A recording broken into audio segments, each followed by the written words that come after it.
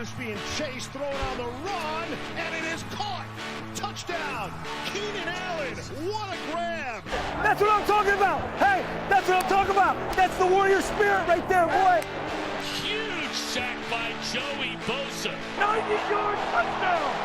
90-yard touchdown. There's going to be picked off at the 8-yard line by Derwin James. Herbert sets his feet, takes a shot downfield, has Guyton. Caught! Touchdown, Chargers! That's the greatest throw I've ever seen. I'm not kidding. Golly! Welcome all to episode 2 of the Thunder Down Under, a Chargers podcast. I'm your host back again, Andy Prophet, and what an incredible week for the three of us.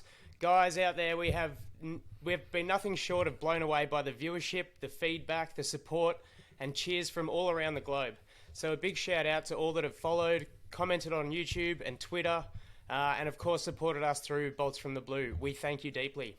A quick hello to my dear friends. Joining me as always, Jack in Adelaide. How are you, fresh off a little getaway? I hope it cleared your mind nicely to reset into draft week. It did indeed, yes. I've had a lovely time down in Hobart with my fiancée Beck. Tasted plenty of wine. Got a chance to sort of have a swim in the chilly April Tasmanian Sea. But ready and raring to go, not only for term 2, but more importantly, definitely for this podcast. Can't wait. Beautiful. Good to hear, man. Awesome stuff. Alister, good day to you, sir.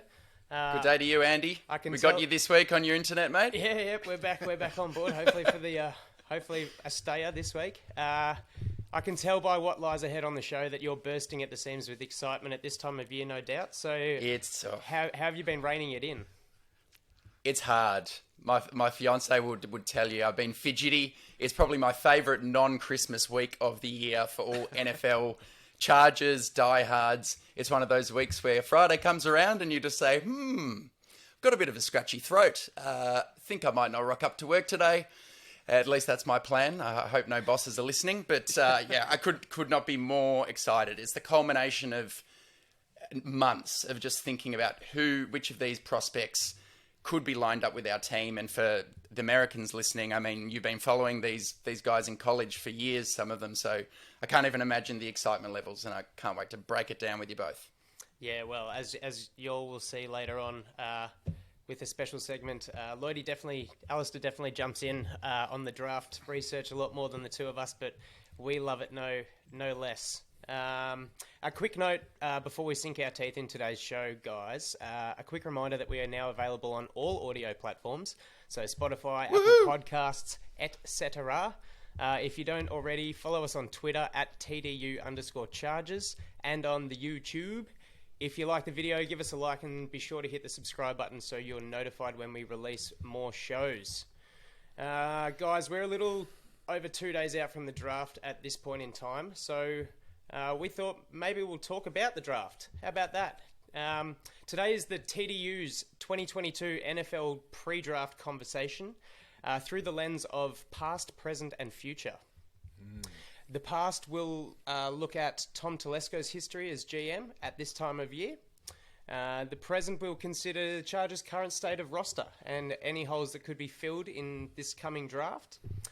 And the future, as I said, a special feature from our very own tape guy, Alister's one and done first round mock draft. So strap yourselves in for a great show, guys. We can't wait to get underway. So let's get the past underway with a game. Hit it, Jack. I mean, you never really know, guys. I don't really know. We're just trying to use every avenue we can use right now, guys. I don't really know. I feel good with where we are, with the amount of players we have in that area. We should be in pretty good shape, guys. I don't really know. Kind of remind yourself that we're not like infallible as far as talent evaluators. I mean, you get guys. I don't really know. I mean, it'd be nice if like 4 quarterbacks went in the top 15. Guys, I don't really know. Guess that Telesco draft pick.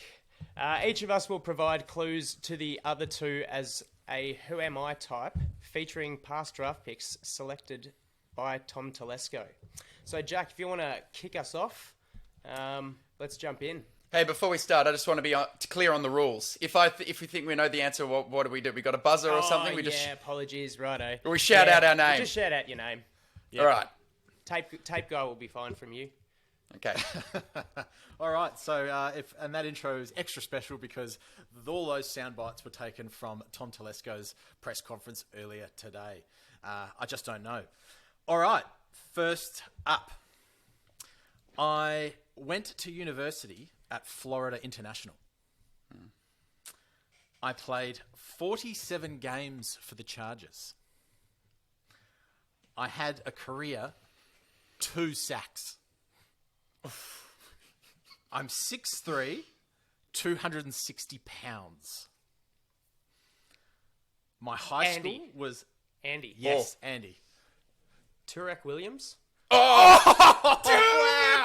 Absolutely smashed that. See ya!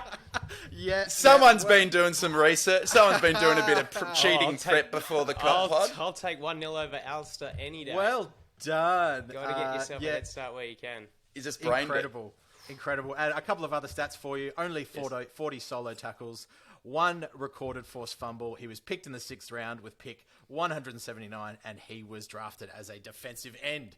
Well done, Andrew Scott Prophet. Well done. 1 point to Andy. All right, my turn. Who am I? I was born on the 5th of September 1996 in Apple Valley, Minnesota. At Apple Valley High School, I played basketball on the same team as Tyus Jones, now Minnesota Timberwolf, and my team won a state championship in 2013. I was also a 2-year starter on the high school football team. In college, I played 10 games as a reserve freshman, and after my sophomore campaign, I was named to the second team All-Northern Sun Intercollegiate Conference in my position. In the process, I was voted the team's most improved player. As a junior in college, I started all 12 games for my team, the Cougars, and was also an academic all-conference performer. In my senior year, I finished 3rd in the voting for the Gene Upshaw Award and was named First Team Division II All-American by the Associated Press. At the NFL Combine, I managed a 33.5-inch broad jump, 7.61 second three-cone drill, and put up 16 reps on the bench press. NFL.com's Lance Zierlein described me as a player with day 3 draft potential, but that the jump in competition made me a likely practice squad candidate early on. Jack. I was... Go, Jack. It's not Eastern Stick, is it? It is not Eastern Stick. So now Andy gets to listen to the rest of the clues with no pressure whatsoever. Oh, see ya. Okay. I was the first player from my college to attend the NFL Combine. Before the draft, I said this about myself. I like to finish blocks, play until the whistle, hit the other team in the mouth. I'm only the second football player ever drafted from my college, the first being New Orleans punter Brian Hansen in the 9th round in 1984. In the 2019 draft, I was selected in the 3rd round at pick 91 overall. I am not very good. I am... 19.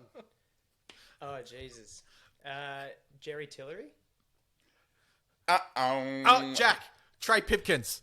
It is absolutely Trey Pipkins. So no winners there, but there is a bonus point. There is a bonus point up for grabs. Can either of you remember the name of the college you played for? Sioux Falls. Yes, it is Sioux Falls. Sioux Falls. Very Alrighty, nice. on to you, Andy. Alrighty. Andy, indeed. Where are we? Sorry, fellas. Who am I? I played high school football at Glades Central High School in Belle Glades, Florida, before playing college football at Akron. Standing 5 Alister. Oh, It is Jatavis Brown. That's very good. That's very good. Yes. yeah. Well, Akron, Ohio gave it away. yeah. Only linebacker to ever be drafted from Akron, and the first Akron player drafted since 2008 at the time. Pick 5 in the 2016 NFL draft, round 5, pick 175, Jatavis Brown. And he was okay for a season. I know. He almost... didn't he lead the league in tackles? I'm fairly sure. Yeah, at he one held point. some pretty good stats for us. And he came out of college pretty hot. Yeah. Oh well. I never know what really happened to him. Just kind of, it was the change of coach, wasn't it? It might have been from McCoy from McCoy into Lynn. I think. Yeah. Anyway, Jack. all right, here we go. I am 5'11", 200 pounds. I only started 10 games for the Chargers. I had 1 tackle for loss over my career. I had 1 fumble recovery and only 1 interception. And I only managed 41 tackles over my time playing for the Chargers, which I played for 4 years only. I wore number 29 on the field. Alister. It's Craig Mager. Craig Mager is 100% correct. Well done. An absolute waste of a draft pick in the 3rd round, if you ask me. Poor Craig Mager. You can catch him at Twitter, on Twitter at CM_lockdown25. I don't know if that's still active, but shout out to Craig Mager. Certainly Bad luck, wasn't buddy. very active on the field.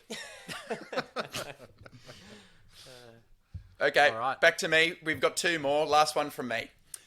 All right, who am I? I was born on the 10th of September 1998 in Philadelphia, Pennsylvania. I grew up in the same neighborhood and Little League as my cousin, DeAndre Swift. I also played Little League with Nasir Adderley, my best childhood friend. At Archbishop Wood Catholic High School, I started for 4 years as a wide receiver, including a season with 703 yards and 6 touchdowns as a senior. I earned a reputation as a hard-working pass catcher. Coaches raved about my work ethic, and in my class I was rated a 4-star recruit and the 21st ranked wide receiver in the nation heading into college. I received college offers from Alabama, Georgia, Iowa, and my hometown school of Penn State.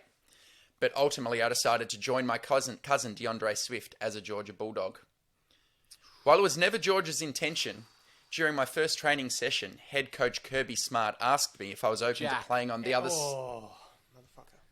Yes, Jack. This is the minute you said started playing on the other side. I'm thinking it's a DB, and is it Mark Webb? It is Mark Webb. Yes! Well done. Bad luck, Beat me by Andy. a You bee's almost willy. got me. beat me You by almost got me. Almost. Not a lot to Very add good. other than that. I mean, hopefully, we wish him well because he was a bit unlucky. He started off in a promising fashion in the preseason.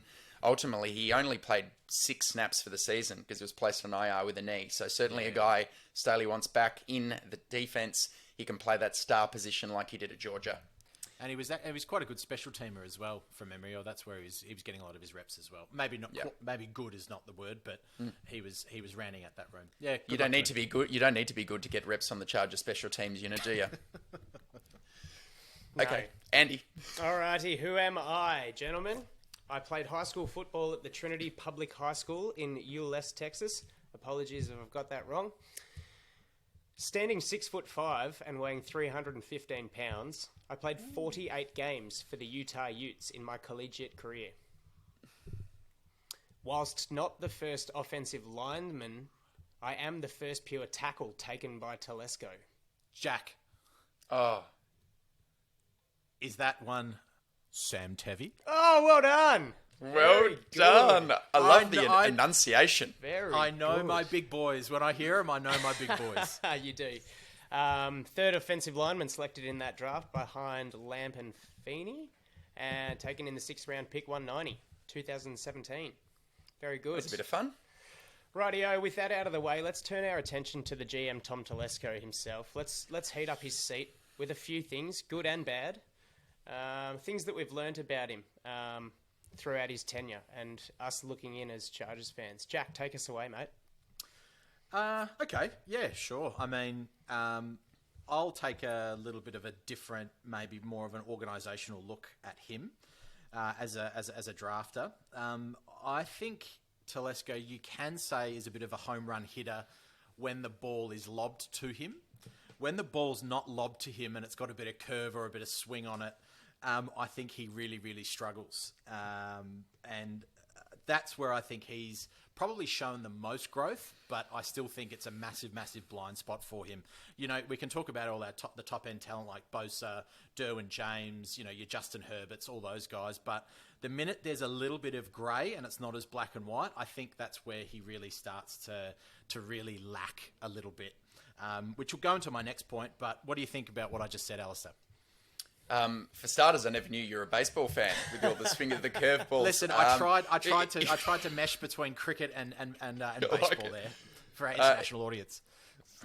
Yeah, I think he's done well. What I respect with his slam dunks or the ones he's hit well is exercising restraint in situations where watching from home, I was thinking, trade up. Derwin's almost landed to us, and when that special player's falling and he's only 1 or 2 picks away, my finger gets really itchy on the trade up. That's where but he does all right at actually just trusting his board and the needs of the teams drafting ahead of us.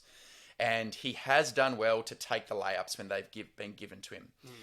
Yeah, but then look, there's been all the questionable 3rd round picks. So, look, he undoubtedly he's done all right with some of those pro ballers and the guys at the top of the draft. Something I've noticed about him, and it's hard to ignore really, he has a propensity to trade up for low value positions, but he refuses to trade down. And I think it is completely unforgivable. That's my view.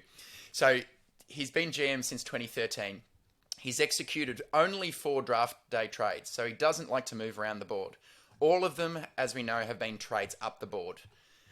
3 times he did it in a row from 2013 to 2015. It was for Manti Te'o the first time, a linebacker, low value position. Yeah. Jeremiah Tauchu the second time in the second round. More of an edge rusher, so that's okay, but it didn't pan out. The next year, he trades up for Melvin Gordon in the first round. Again, running back, low value position. And then in 2020, he trades up, gets rid of his 3rd round pick altogether to move up into the second to take Kenneth Murray. Again, low value interior linebacker.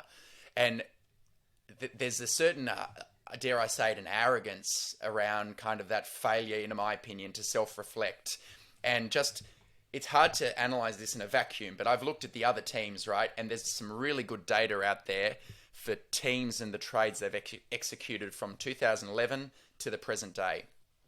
And there are 4 teams that trade down the most in terms of their volume and quantity. The Patriots, 24 trades. The Rams, 19 trades. The Seahawks, 19 trades. And the Eagles, 18 trades. That is trades down the board. And what do those over what period of time? A 10-year period from 2011 to 2021. So they're the 4 most trade down likely teams. And what do they all have in common in that 10-year span? Super Bowl. Yeah, they've won a Super Bowl. Super Bowl. Now, lest it be thought I'm just providing a one-sided account. On the other side, there are some teams that love to trade up and trade up only. The Chargers are one of them. We've never traded down. The Steelers under Kevin Colbert have actually never traded down, and nor have the Saints or the Chiefs. Now, the Chiefs is the big one. Brett Veach doesn't mind trading up, but I'd say the difference there is he really traded up for Mahomes, and I think there is a case that you could be forgiven for trading up to get your guy when it's the quarterback position. But I should say none of those teams, the Chargers, the Steelers, even the Cowboys are a team who trade up quite a lot. And the Saints, some are good teams, but none of them have won a Super Bowl in that period. So on that topic, I think Telesco's really shown an inability to grow or learn from what I see as a failing.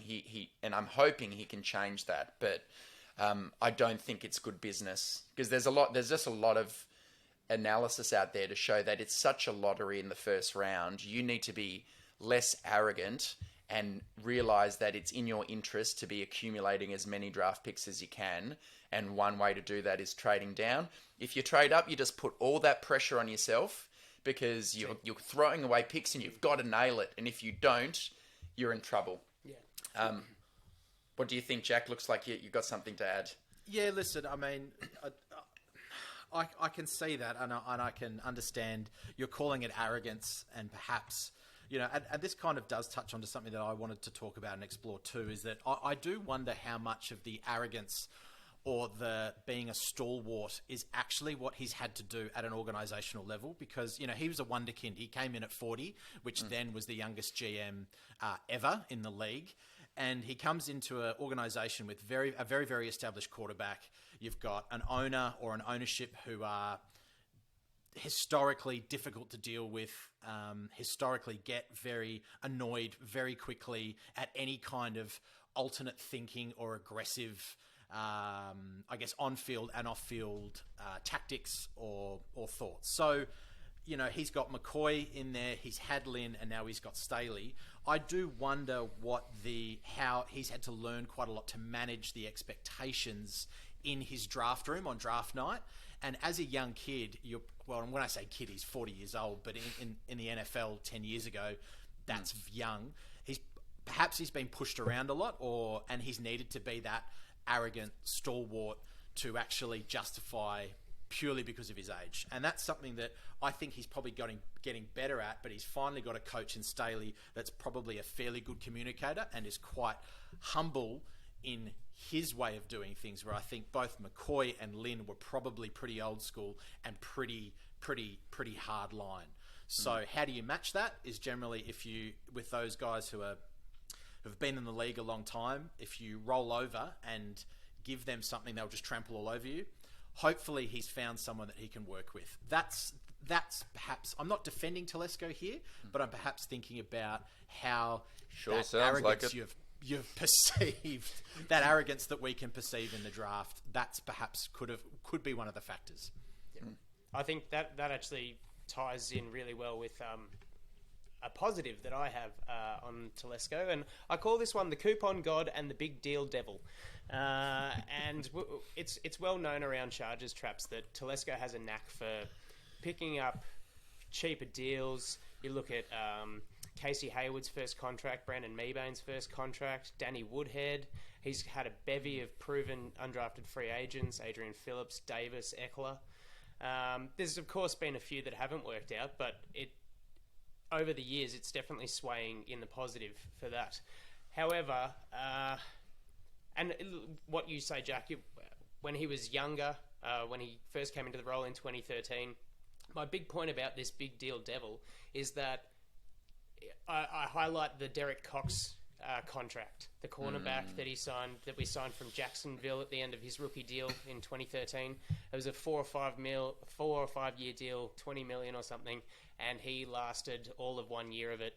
He was ranked the 104th out of 110, playing at least 25% of their snaps. There have definitely been good ones, like Keenan Allen's first extension, and I think his second one as well will be. It's still early. Phillip Rivers, obviously. Ingram paid off as well. But then you look at extensions to Orlando Franklin, Dunlap, Brandon Flowers, Jaleel Adai, Travis Benjamin. Although they're recent and kind of against my argument that he is maturing, Brian Bulaga and Chris Harris one was a big injury crisis, and the other one was just a disaster. But he's extended Bosa and Allen to big money, which I think is great. Also, keeping Mike Williams in the building is a really smart move. It's a EQ kind of move. And Corey Linsley, J.C. Jackson, Khalil Mack, we're bringing in guys that he has spoken to his coach. He's communicated with Staley, and he's going, right, you've actually got a vision, and I can actually understand what I need to do to help you achieve what we as a collective need to achieve. So I would say it's a positive that he is maturing in his contract negotiation as well. Like, some of the money that we've been signing guys for has been crazy good. 100%. We're not throwing it away. So, yeah, look, he's getting better, I guess, at evaluating those key pieces. And yeah, we can definitely all agree that he's done us proud with his latest haul. Yeah, all right. Well, we're being far too nice. I've got another thing to point out. Although I'd beware in case we ever want, to invite the dear GM onto our humble podcast. The obvious thing to me another obvious thing I should say is his record drafting guys in the trenches has not been good. And I wonder if this is partly to do with learning under Bill Polian in Indianapolis, and they kind of have valued your faster, more athletic type of players, skill position players, when the Colts were up and about and winning Super Bowls with Peyton Manning. But Telesco's had 26 picks as a GM from rounds 1 to 3. And I just wanted to look at the offensive and defensive linemen he's chosen to draft with those 26 picks in the first 3 rounds. He's taken 10 10 picks from rounds 1 to 3 at those positions. And their names are DJ Fluker, Chris Watt, Max Twerk, Joey Boza, Forrest Lamp, Dan Feeney, Justin Jones, Jerry Tillery, Trey Pipkins, Rayshon Slater. 2 out of those 10 are obviously elite. Joey Bosa, and I'm going to be generous, I'm going to say Rayshon Slater's elite. Many of those are disappointing. He hasn't hit on a single interior lineman, I should say, in my opinion. I wouldn't say that either Justin Jones or Tillery were hits. We've let Jones walk in free agency. Tillery, we still haven't exercised the 5th-year option. So that's an area where he needs to improve. Now, his most recent pick in that respect was Rayshon Slater. So to your point, Andy, maybe, we're seeing some, late improvement or evolution, or the translation might just be that Staley's making the picks. Who knows? Either way, all roads lead to Rome. But that's an area he must improve on, because that is not good enough for your offensive and defensive linemen, that list I just read out, with respect. Jack? Yeah, I agree with that. But I will again think about, you've got to let people grow and you've got to give them time. It just so happens that a GM position, you need to win now, win straight away. This is when you've got to do it. And you've got to draft the guys that build the team that win the Super Bowl. Now, this is his 3rd coach. Arguably, some might say that he has worn out his welcome, but he must be doing something between the ownership, the Spanai himself and the coaches. He's doing something, all right. Yeah, he's managing that relationship. How he still has a job is quite incredible, given some of the other movements around the league and how quick some other GMs are to lose their positions. So I also do think that perhaps that the hierarchy has been ownership, Telesco, coach. The coaches just worry about the X's and O's on the fields. Telesco worries about the contracts. There hasn't been a lot of talking between the front office scouting, the coach scouting, and what's going on. And so there's not what's going on, but there hasn't been a combined effort. And from what you were saying before, Andy, is that for the first time, I think he's working with someone who has a vision and actually gets the front office just as much as the X's and O's on the field. So hopefully from that, we start to see Telesco learn a little bit more about the X's and O's and how that translate into his draft board and his draft strategy over the next number of years. Yeah. Spot on. Well, Andy, anything to add from you? Not specifically on that. I think we've touched the whole maturing kind of process well and truly, but I think it's fair enough. I'll go on the negative side of the coin this time, and I'm going to look at Telesco's efforts in drafting players in the 3rd round. So hot fact straight at ya. 2013 to 2021, 9 drafts, 9 total picks in the 3rd round. Fun fact, 1 each year, except 0 in 2020, which he used to trade with New England to move up to take Murray, and 2 third-rounders last year. So I'll exclude those players still on their rookie deal, because I feel like in that time, you're unproven. So that includes Trey Pipkins, Josh Palmer, and Trey McKitty. One former 3rd-round pick is still on the roster. The only slam dunk of the bunch, Keenan Allen, from back in his 1st year. So if we include at least the most seasoned of the aforementioned on their rookie deals, do we think Trey Pipkins will receive an extension? The jury is still well and truly out on Palmer and McKitty. Although the signs of at least Palmer look good, and there's talk that McKitty could be very handy in his role, maybe taking what Steven Anderson was doing. Although for a 3rd-round pick, you want a little bit more than that. Let's take a look at the absolute blunders that Tommy T has concocted in the 3rd round. How long you got? I'll run through them pretty briefly, because it's all pretty who's that and yuck. So 2014, as mentioned earlier, there's a couple of those real stinky trench guys in here, I tell you. Chris Watt lasted 2 years of a 4-year deal, sub 700 total snaps. Offensive grade in 2015 was from PFF was 40.8. That sucked. And we've always needed help. We've needed these guys to hit, and just no bueno. Poor Phillip needed them. That's what I was going to say, absolutely. considering that Philip Rivers was immobile back in 2014-15. Yeah. We needed a good line. Absolutely. Craig Major, as we brought up before. More like good. Craig Minor. Max Twerk never played a snap for the Chargers. Dan Feeney, he lasted the duration of his deal. Good on him. But he played left guard and centre in a pretty woeful offensive line, as they all were. His PFF grade never really pushed much higher than 50. Then you've got Justin Jones in 2018. Lasted his rookie deal. And I don't think any of us really thought he was going to get extended or re-signed, rather. But yeah, look, it's just another lackluster return in the third round once again. Any thoughts of that, Jack, on the third round? Any guys in particular that you think we could have taken ahead of them?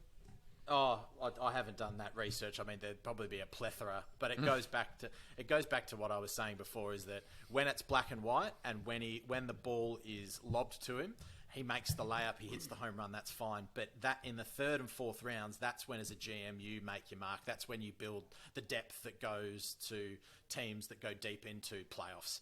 That's where it is tougher. That's where you've got to have a good control over your draft board, your draft room, your scouts. You've got to have good conversations and strong communication with your coaches and know what positional groups need fixing up, what kind of traits you're looking for, and how they fit into the overall plan of what the coach and ultimately the GM wants. So that's where he needs to show. What do you reckon, Al? No, nothing further from me. We've spoken about it now at length. The third round stuff bothers me because when I look at third round picks, I still think they're high value picks, and if you use them well, you're talking about starters. And at least he seems to have moved away from this, but the small school guys in the third round, I just can't get over it. I can't get over the Craig Mager. I can't get over the Trey Pipkins. I mean, these are guys like Trey Pipkins didn't even have a draft profile on the Draft Network, and third round is a high pick. That's very. You can get some really good guys there. So yeah, look, I'm not going to beat a dead horse with the topic, but room for improvement would be my generous assessment. Sure. C+ to B-, Tom. That's what you need. Need more. Let's wrap up the past. Jack, your favourite two picks, least favourite two picks that Telesco's made in the draft. Fire them off. So I have got one that might upset some of you, but I have said his name was mentioned in the Guess Who game, and that's Sam Tevy. You know, whether it's by circumstance or whether it was planned, he's a 6th round pick. He's been a tackle both on the left and the right-hand side. He's been asked to play all sorts of positions. And sorry, you got him as the best pick? I've got him as one of the best ones. Yes, oh, yeah, okay. Best. Yeah, all right. Call it dumb luck or not. I thought, you know, for a 6th rounder, and we're saying that he doesn't do very well on the late rounds, it's got to be up there as serviceable. The other one I'm going to say is a 1st round pick, and this is where I think he played the grey very, very well, and that's obviously Derwin James. There was a huge risk versus reward with that pick. He pulled it. He pulled the trigger on it. DJ's one of my favourite ever players to put on the Baby Blues. He's a great locker room guy. Yes, he's had his injury issues, but hopefully they're now in the past. He's going to be hopefully an All-Pro this year and for a couple of years beyond. Listen, the two worst. Jeez, I've got a list. I've got a list longer than the Bible. DJ Fluker was pretty bad, and I'm going to say... Oh, yeah, Fluker's a shocker. That's a shocker. It was like the 6th ranked tackle, and we took him anyway in the first. Unbelievable. In his class. And what I will also say, we've touched on Pipkins, you've touched on Lamp, you've touched on Feeney, you've touched on Murray. The other one was Tillery. Tillery has taken... Listen, let's give him one more year. He's taken a long time to develop. Tillery it's Fluker and Tillery for mine. That's why I left Tillery alone in the last bit, because I knew you were coming for him. So I just thought you can't cop it from all of us. Coming for him. Yeah. Should I jump in, or do you want to go, Andy? Far away, Al. I think process matters for worst picks. So I take your point on some of them like Tillery, but I thought at least at the time, I'm trying to not use hindsight bias, that there were people who liked Tillery at the bottom of the first and saw all the havoc he'd created for Notre Dame. I'll go back to the two I continue to say, Craig Mager and Trey Pipkins.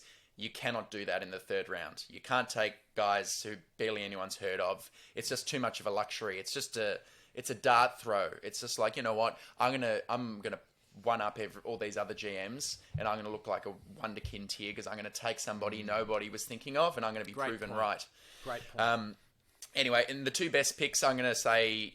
in fact, look, I'll just say one, because I think a lot of the favourite picks are like your Keenan and Allens of the world, which everyone knows already. The one that occurs to me is Drew Tranquil. Yeah. I think that's an excellent fourth-round pick. I don't know what more you could expect in the fourth round than get a guy who's excellent in the locker room, contributes on special teams, starts on the defence in linebacker, calls out all of the different plays, and is good against the run and the pass and can blitz. It's really just his health that's been a concern so far, but that's a great fourth round pick in my opinion. He also has a podcast, funnily enough. Really? He does. He started up his own podcast, so I watched that earlier this week. So, okay. Drew, if you're listening, we've called you one of the best draft picks that Telesco's made, so we'd love to have you on, mate. Yeah, he's not listening. Yeah. But anyway, Andy. Yeah, is he listening? Golly. I'll go pretty plain and simple for the first of my favourite picks, Keenan Allen. Value production, value in the third. Need I say any more? And yeah, also the leadership as well. Like what he's doing with Joshua Palmer at the moment might be all of Palmer's doing, and Keenan might find it really annoying. But you know, he's helping the young kids.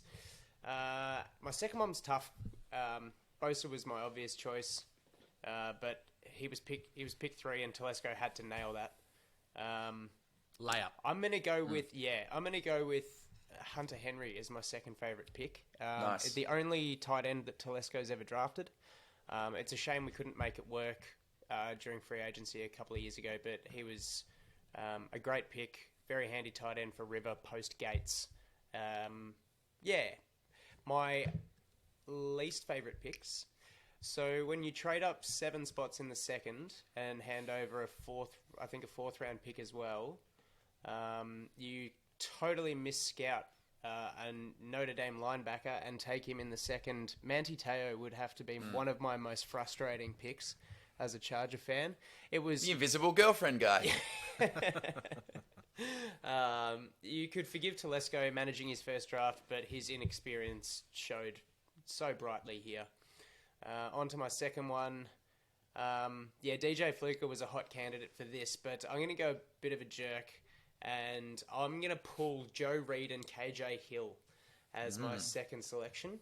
2 wide receivers taken with 5th and 7th round picks, so look, not high, but I'm mainly looking at Reed, who was taken at 151. Yeah. Neither of them lasted beyond their rookie season, failed miserably in their attempts to add depth to special teams or really contribute for that 4th or 5th wide receiver spot. And it was sort of frustrating having them there on the depth chart with what they've been putting out. So a considerable waste of 2 selections on the same position is what really frustrated me. Darnell Mooney and Donovan Peoples-Jones are 2 of the wide receivers taken after Reed. So that's how I'll wrap that one up. Anything you guys would like to add there? There's some real stinky draft picks in there. My lord. We don't want to be too negative. We really want to lift the positivity heading into this season.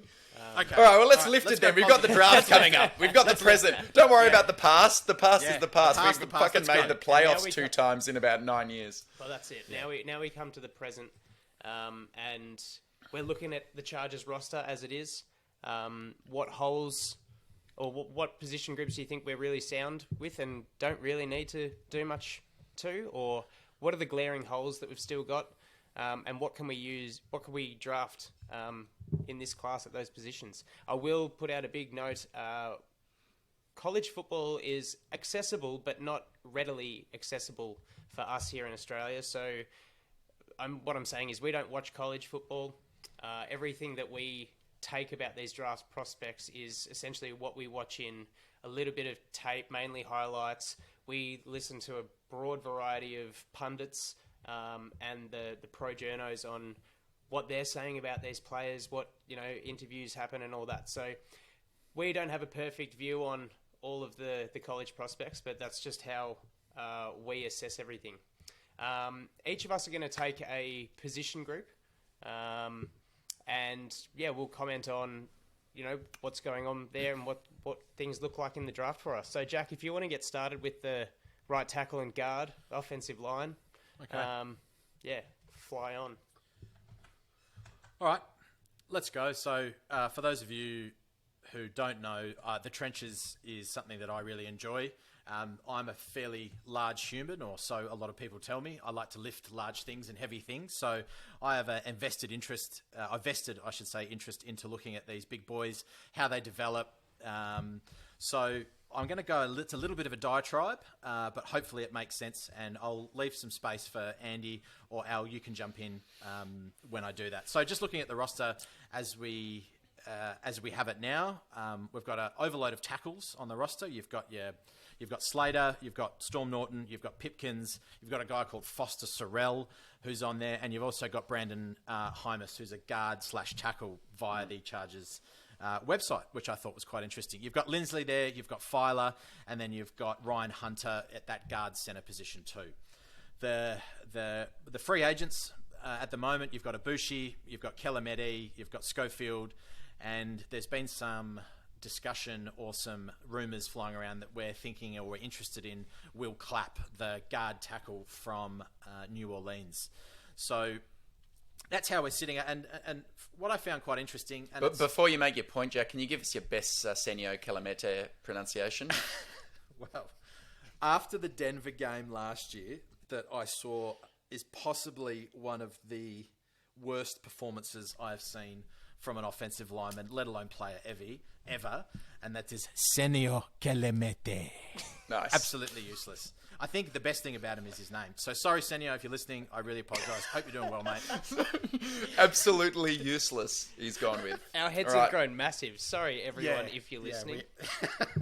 Funnily enough, I did have a look at the ages of these guys. Ibushi, 30 years old. Kelemete's 31. Schofield's 31. Whereas so they're all free agents, and then on our roster side, Hymas 22. We've got Storm Norton is 27, Ryan Hunter's 27, Pipkins is 25, Foster Sorrell is 23, and Slater's 23. And why I noted that is because I have a dichotomy in my head when I look at, especially offensive linemen, and that's power versus technique.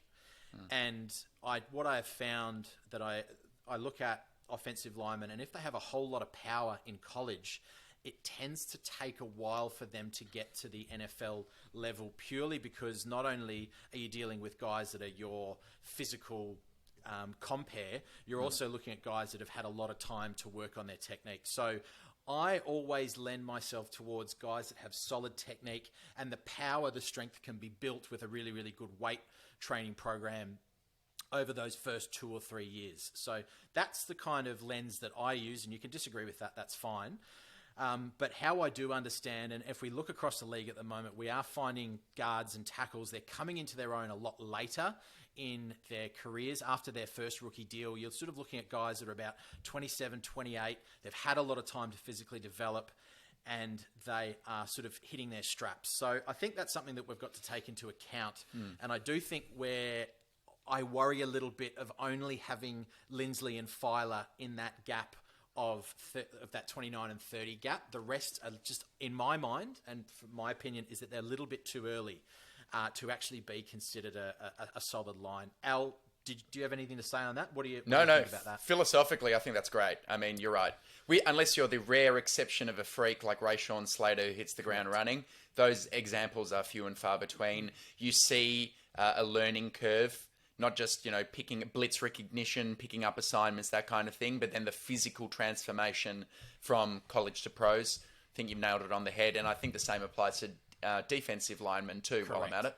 Yeah, correct. I agree. So the Will Clapp signing, if the rumour's true, I think that's really positive. He's that guy, in that sort of that 26 to 30 age bracket who could be physically ready. So when I started looking at the draft, I'm not a fan of perhaps where we're sitting if we trade back or if we stay at 17. I'm not too much of a fan of perhaps taking a first-round offensive lineman. So what I looked at is that I looked at some guys, I looked at two guys especially, that perhaps could project into a starting level quality offensive lineman sooner rather than later. So not a Trey Pipkins that we're waiting around season after season after season to see if he puts it together. But these guys, from what I've seen, have, I believe, what it takes to become, whether it's 18 to 24 months, I think they're able to get there. First guy is Zach Tom. PFF have him at 64, so he's that third round from Wake Forest. He's got a great personality, awesome measurables, ran a 4.9 440, 4.47 shuttle. He's got really good hand and arm length, which is we're always concerned about the levers that offensive linemen use and the size of their hands for those making sure that they're nice and strong there. He's blocked against a guy who could be a top 10 pick in Jermaine Johnson. And I quite like him. Zach Tom, if we picked up him in that 3rd to 4th round, I'd be very happy. Are you thinking as a tackle or a guard, Jack, with him? Do you think he's got what he takes on the outside? Well, the great thing is that he's lined up in multiple positions. So he's taken time at centre, he's taken time at guard, and he's taken time at tackle. And I think if I look at the state of the current roster, we're looking for tackles, guys that can kick outside if need be, guys that can go inside. So I think versatility is key, and Zach Tom ticks all those boxes. Yep. The second guy, Alec Lindstrom, he's PFF. He's ranked around that 200, 198 from Boston College. On the outside, he looks a bit sloppy. He doesn't look particularly athletic. But from what I have read and from what I've seen, he's extremely cerebral. He's a tape dog. His brother was taken 14th in 2019, Chris, to the Falcons, Chris Lindstrom. Yep. He does lack scheme versatility. He does have a bit of a nasty demeanour, though. I love Penning's demeanour. I just don't think it's going to translate particularly well into the NFL. But if Linderbaum or Jurgens aren't there, and we don't have a backup centre on the roster at the moment, I'd love to take him in that 5th. In those later rounds, he's really cool, and we know how much Staley loves the football families. So that's kind of where I'm at. Abraham Lucas from Washington State, Dylan Parham, Memphis, Max Mitchell, Calendish, they're all sitting there. But Lindstrom and Zach Tom are my guys that I'd like to see. Awesome. Interesting. Something I picked up, though, and I don't want it to get lost in the wash, but you did say kind of at the outset, I don't really like offensive line for the first selection. Interested to explore that. Is that a prospects thing, or you think it's a needs-based thing where there are other areas of the roster we should be targeting?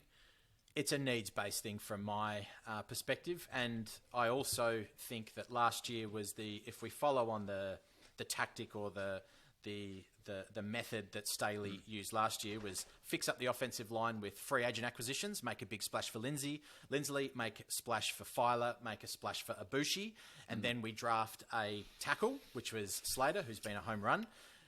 It would make sense this offseason was let's fix the defensive line, and I'm thinking that we've made the big splash with Mack, we've got SJD, we've got Johnson, and to top that, to put a cherry on top, whether it's a Jordan Davis or someone on that edge, I have a feeling that, for me, that's where we might be going. As I'm saying, is that what I want? Not necessarily. But if we look at that as a construct, that's kind of where I'm leaning towards. So we're going on the defensive line at 17 if we stay there. Okay. Anything you want to add, Andy, before I move to the next position group? No. All I was really that was emanating for me out of Jack was no to Trevor Penning at 17. So yeah, that's yep. It sits with me too. You'd really have to convince me if Charles Cross fell, but he's probably the only guy that I'd consider. And I think 17 might be too high for Zion Johnson, although he'd be great. If you can trade back, get him, you can do a lot of stuff. You can do a lot of fun stuff. So agree. No, I'm pretty with you on that one, Jack. Lloyd, mate, fire off. Yeah, all right. I'll fire off on the cornerback position. So our current state of the roster is well known to you all. We've signed JC Jackson as the big gun. We have Michael Davis sitting there, who's under contract until the end of 2023, so 2 years left. But we're getting to a point where there's some incentive to think about moving him along just because of the way we backload these deals. We could save quite a bit of money at the end of this year coming up if we cut him, because at this stage of his deal, he's making $9 million a year, and there'll be no dead cap consequences if we cut him at the end of 2022. So I think Staley's starting to think about life without Michael Davis, not least because he didn't seem to be a fantastic scheme fit this season past. Yeah, he looked Apart a lot of the time. And I think it might just because he's more of a man cover corner. He's an athlete, and maybe some of the varied things that Staley is asking of his corners in terms of technique and their eyes, it might just not be him. Then others in the room, we know we drafted Asante Samuel last year, and apart from the concussion issues to one side, he looks to be relatively promising with some flex inside and outside. Other than that, we're in real trouble. The only other two corners that are worth mentioning, Tavon Campbell and Keemon Hall. So, our starting trio might be serviceable, but there is a lot of work to be done. And if you listen to Staley for just 12 seconds this offseason, he almost can't even go that long without talking about DBs. I need more DBs. It's what he lives for, and he constantly refers to his staff and his previous teams as, DB factories. It's what he wants. So, moving to this draft class, I think the cornerback group as a whole in this draft class is strong.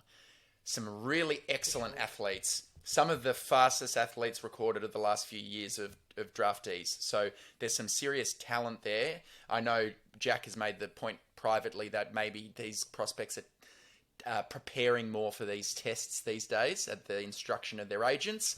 Possibly true. But I think on paper, it's a very athletic group of corners. A few names. First round, absolute dream scenario, of course, in my opinion. Derek Stingley finds his way to the Chargers by falling to 17. Yeah. I mean, to me, that's obviously the dream of the draft. I'm not going to work the following Monday if that happens. I'll be still partying over the weekend.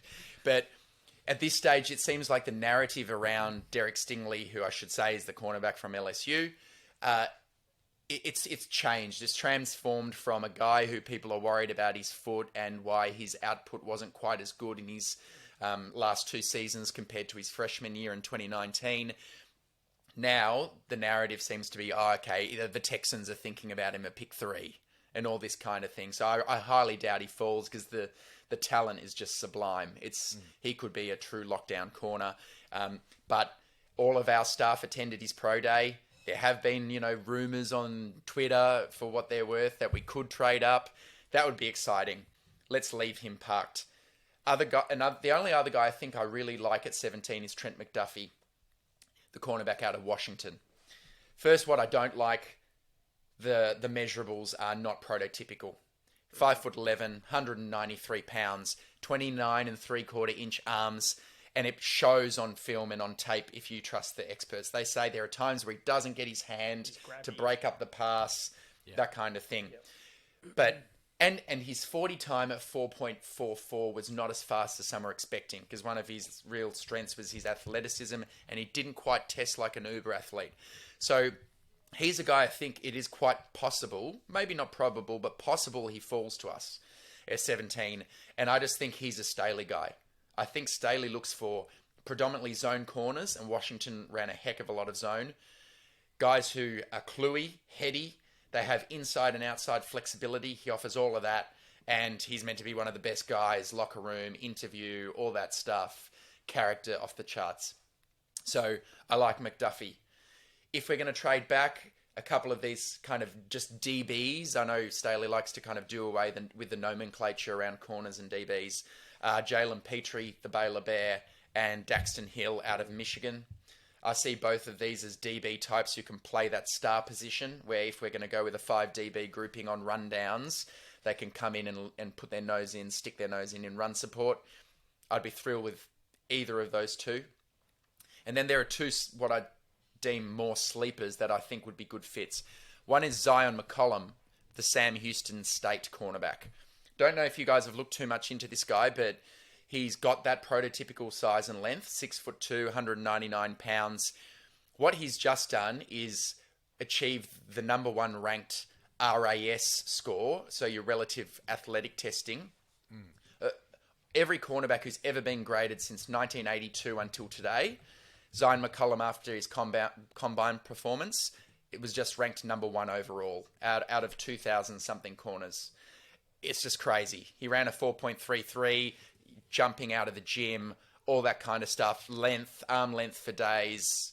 So he is your physical specimen, but he also got his hand on a lot of balls for Sam Houston State. He managed 4 picks, and he is definitely someone we might consider. Not sure if he'll fall to the third. But look, there were some concerns about the lower competition. Sam Houston State is very much a small college, and when he got invited to the Senior Bowl, didn't do quite as well there. The other guy who's a sleeper is a guy called Kobe Bryant, named after the late great Kobe Bryant, but still differently, spelled Coby. And he is the quarterback who played opposite to Sauce Gardner in Cincinnati. And he really held up well, and I think there are aspects of him that Staley will like. So he's got that 6'1" kind of size and length. He's slower, so he's only a 4.54 40 guy, but he picked off 10 passes for the Bearcats. So that's 10 interceptions. He broke up 37 passes. He's probably getting a lot of footballs thrown at him with Sauce on the other side of the field. But, yes. But hey, that's how you test him, right? That's how you know what you're getting. He's good competition, and he's having a lot of balls thrown at him. So I'll take 10 picks. Yep, exactly like Darius Williams in Los Angeles, right?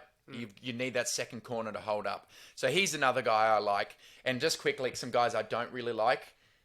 I'm just worried about the scheme fit of some of these more press man corners who you feel like they're going to get up and bump and run you on the line of scrimmage, and maybe they're not as good at playing in zone. They lack the zone instincts. They lack the ball production.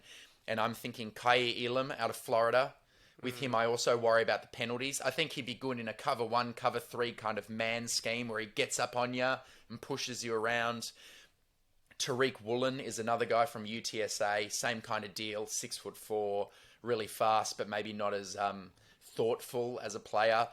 Jalen Armour-Davis, another guy from Alabama, same thing. And a guy called Damari Mathis out of Pittsburgh. So their corners I'm not saying there won't be good players. I don't think they're the right fit for our scheme. And just for people who might like to know who we've been meeting with in the last few weeks, there are 3 corners we've met with, at least on the record. There's a guy called Deron Bland from Fresno State, Sean Jolly from Appalachian State, and then maybe the most well-known Kaylon Barnes from Baylor, and he ran a 4.23 at the Combine, which is the fastest time recorded by a DB in Combine history. So that's kind of a broad view of the cornerback position. Andy, I'll throw to you for any comments before we move on to linebackers. Broad is an understatement. That was very, very thorough. That is why you're the tape guy. Mate, that's awesome. I think it's going to be a very sought-after position for the Chargers in the draft, and I wouldn't hate on us maybe hitting one of those earlier guys. I'm probably a little less on McDuffie just because I feel like it's drafting another Asante, and we sort of just need a little bit different to sort of help out JC on the other side of the field. Let JC be on the other side of the field, do his thing, and I really like the idea of Asante moving into the slot. But yeah, Dax Hill and Petrie are guys I'm really big on. I didn't do too much late round kind of stuff on the cornerbacks, but hey, if you say it, I believe it. So I might jump into the linebacker group, and it's quite interesting. We saw Kaiser walk, and he left in free agency to Philly. And Staley's come out and say, that was one of the hardest sort of decisions. So as we stand, Kenneth Murray, Drew Tranquil, Nick Neiman, Amen Ogbongamiga, and sort of recently signed Troy Reader from the Rams, one of Staley's guys. I see a misused first round pick. You touched beautifully on Drew Tranquil earlier. The roles that he plays on and off the field is awesome. And then a fair bit of mediocrity in the Ogbongamiga getting on defensive snaps, but a lot of good work from Nick Neiman on special teams. So we definitely do need improvement in run defense in all areas on D. either we shift the role for Kenneth Murray, or, like I said, let's see what Nick Neiman can do. And let's see what Troy Reader will offer this group on field, apart from just his leadership. So, beyond appreciating the athletic talent a lot of these top prospects in this group have, I didn't pay too much thought to what we could look for in the draft, except... Especially because Telesco has a penchant for drafting rubbish linebackers. Please see Manto Te'o, Joshua Perry, and I'll throw in... Oh, Joshua Perry. We forgot about him. And I'll throw in Denzel Perryman there too. I busied myself with our other positions of need, but then word came out that Kenneth Murray's ankle surgery is potentially going to make him miss OTAs and training camp. Yeah. So... yeah, I've really just, it came off a dog year as well. I'm evaluating my views on the actual importance of our approach to this position in the draft. In saying that, I don't want to hear linebacker and Chargers come out of Roger Goodell's mouth in the same sentence until, look, with what we've got at the moment, if we stay where we are, a first, a third, and a fourth, we've got way bigger needs than linebacker at any of those positions. So fifth at earliest. Oh, wow, okay. And, yeah, well, look, you can move up if we do trade back and get that second round and move into the fourth, but I'm not really looking at... I'd love to have a guy like Leo Chanel running around, smashing it up. He's the guy. I'll forget... I could live with us taking him. Yep. But even then... Not in the first, I just but, don't think... Yeah. Well, how far is he going to fall? Not to the third, I wouldn't have thought. No. So, yeah, look, as I said, I'm not going to spend a high pick. I wouldn't look to spend a high pick on backer. And what you get with the later round guys is deficiencies here and there. But I've gone for a couple of guys that are sort of that physical build that we like, that bit above 6 foot, the 240 pound. So just for the sake of being an alum of Tom Telesco's school, DeMarco Jackson from Appalachian State, captained there, and another one with leadership skills played next to Leo Chanel in Wisconsin, and that's Jack Sanborn. Yeah, I liked him too. High football IQ, and I reckon you could get him in the 5th or the 6th. So it's sort of another Neiman kind of projection piece. But, look, if you're the Chargers GM and you're drafting a backer in this draft, tell me in the comments below, what are you looking to add to the current group by drafting a backer? Guys, if you have any thoughts on, you've already sort of voiced a bit of Leo Chanel, but Jack, any views on this group and what we need? What would you look for? Yeah, I think you've summed that up really well. I think there are other positions of need, and that kind of ties into, I'm not sure how much Staley actually values the linebacker position in his defense. Yeah. There seems to be a lot more time and investment going into the defensive line and also on the outside and the top. And he's always about trying to keep a lid on the defense, And I don't really know, and I think I touched on this in our last episode, or it might have been offline. They tend to merge our conversations on podcast and offline. But what you're asking linebackers to do these days is one of the most difficult positions on the defense. I think you're asking them to not only stop the run, and you're going up against your Derrick Henrys of the world, but then you're also asking them to perhaps line up on your Travis Kelce's and cover them. So there are very, very rare... There's 1 or 2 players each draft that perhaps could do that. And even then we see sometimes the highly touted linebackers still take a long time to develop in that position. Yeah. So I do wonder if we just go for those traitsy guys, the special teamer, the Nick Neimans that are just physical beasts that are fast, up and down and left and right, rather than going for your specialist Denzel Perryman, heavy hitter down runner, because that gives a very distinct look to your defense as well. It telegraphs what you're going to try and do.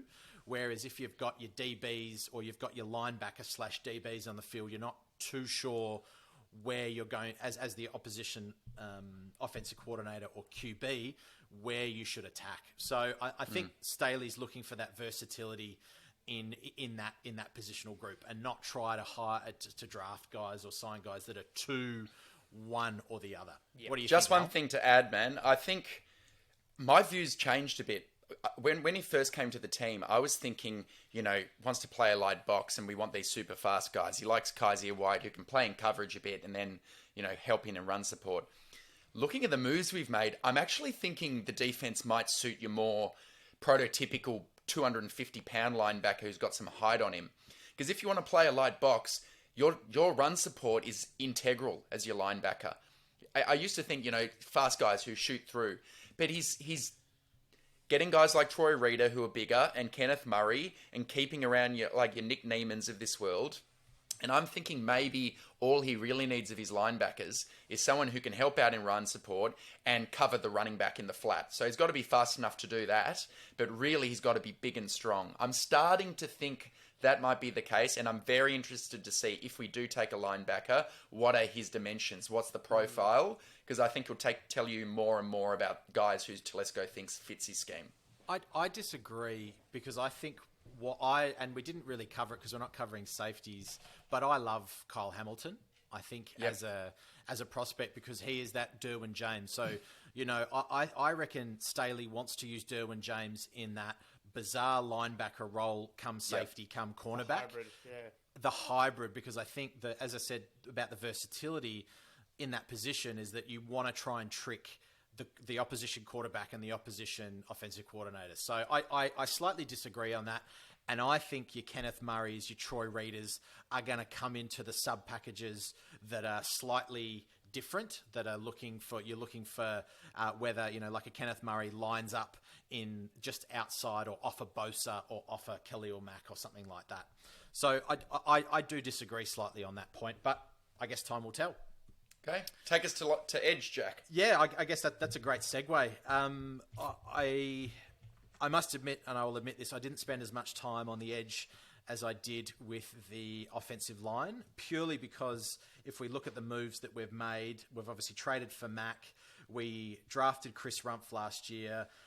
We've got Joey Bosa there. And as I mentioned, you could be seeing Kenneth Murray in those packages where he is lining up as a pass rusher.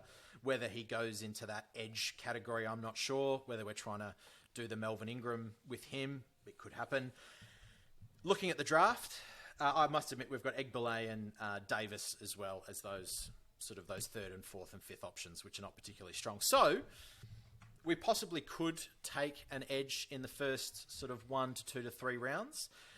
We probably already know that it's a stacked position. We talk of Hutchinson, we talk of Karl Loftus, we talk of all these guys of going in the top 10, top 15. But I do think in this position it is quite deep.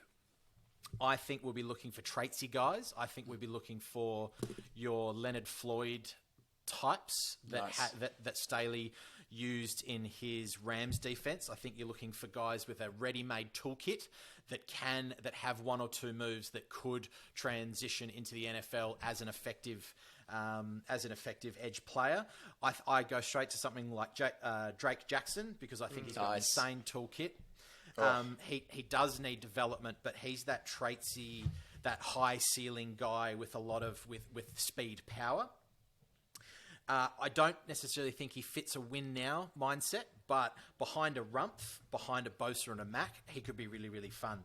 The other guy, and these are kind of that second, third round-ish. The other guy is a Josh Pascal or Pascal. Oh, yes, Jack.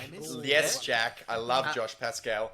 Yeah, I love a big bull rush, and he's an animal in the bull rush. I love it. He just overpowers. Whether that translates into dominance over NFL linemen, I'm not too sure. But he's also very scheme versatile, I think. And looking at his tape, he does attack and has been asked to attack from different positions, which I quite like. So those would be the two guys that I'd be pretty excited about. Not at 17, obviously, but if we traded back into that second and third round. Another couple of guys, maybe a little bit later, someone like a Dominique Robinson or an Alex Wright. I won't go into too much detail with them, but my feeling is that if we're going to go edge, we're going to look at a traitsy guy. We're going to look at someone that can work with Bosa and Mack, someone that wants to learn from Bosa and Mack. I think that's a really, really important one as well. And perhaps even pushes Rumpf as well. So you've got those two, one in their second year, one in their first year rookie, can really support and learn from your Bosa and Mack. What say you, Alister? Yeah, well, I like the rundown there. Nick Benito's another guy I like in terms of speed off the edge. Another one I love is Arnold Ebiketie. I just don't think he's going to be there in our slots. I think he's going to go right in that end of the first round. We're just not going to hit him. But I think he's a very good player. And I think it's one of those sneaky needs that we might hit earlier than people think. Yeah. If, for example, just imagine this. Imagine Jermaine Johnson falls to 17. I wouldn't discount us taking him because I think there is an element of we've got Bozo and we've got Mac, and then if one of them gets injured, we've got Rumpf. Either we're going to sign someone after the draft, which is cool if we go that approach, but I wouldn't discount if there's the right guy there. I think we'll hit him. Anything you have to say, Andy, before I move on to the running backs? No, I agree with you that I think we will hit it because similar, and I'll get to the interior of the defensive line after you've done the running backs, but we are an injury away to one of these guys from being in the same position we were, watching our defensive line just get run on. So, I think we will hit it. And I like the guys you pointed out, Jack. I think Pascal and Drake Jackson are both like serious dudes. So yeah, me too. I will say, listen, if a Karlaftis or one of those premier top 10 pass rushers is there at 17, I'm not saying not take them. What I'm looking at is, but I don't want to touch on Andy's interior defensive line too much. But I think it's a position that if I'm going to use the same mindset that we used with the offensive line last year, where we finished it off with a Rashawn Slater, I do think that we're going to be either looking at a cornerback or we're looking at that defensive line edge. Yep. Maybe not so much, but interior. Anyway, Al, you go with the RB2s. Or Time will tell. Running backs, we know who's on the roster. We need help in that position. We've got Austin Eckler, who's bloody doing everything, trying his guts out, who's now, you've got to start thinking about tread on the tires. He scored 20 touchdowns last year. He's been playing a while. And behind him, there's a real chasm. Neither of Kelly nor Roundtree so far have seized that position. I know everyone's down on running backs these days in the draft, but if you're a team who thinks you're about to go on a run for the Super Bowl, I think that's when it makes sense for you to plop one of those guys in, even relatively high in your draft selections. Maybe not your first round pick, but if you're a team going for the Super Bowl and you drop in a Todd Gurley or, a Saquon Barkley or one of these elite prospects or a Nick Chubb, I think it can push you over the line. So I was really excited looking at these backs, and it seems to me there aren't a lot of guys who offer the every down versatility one might want from a lead back, but there's certainly lots of guys if you're looking for a thumper, like an Austin Eckler type of complement, or if you're planning for life after Eckler, dare I say it, I think there are a few guys with his type of skills. I'll go through them quickly. The guys I like the most, where I think we can pick them, Damian Pierce out of Florida. We're talking about like a butcher knife bowling ball type who just runs through you. Great contact balance. Didn't have a lot of carries at Florida, but whenever he did, you just see the play strength. He'd be an awesome kind of thunder, I think, to Austin Eckler's lightning. He could really hit the hole hard, tough to bring down. Not much of a home run hitter, but that's fine.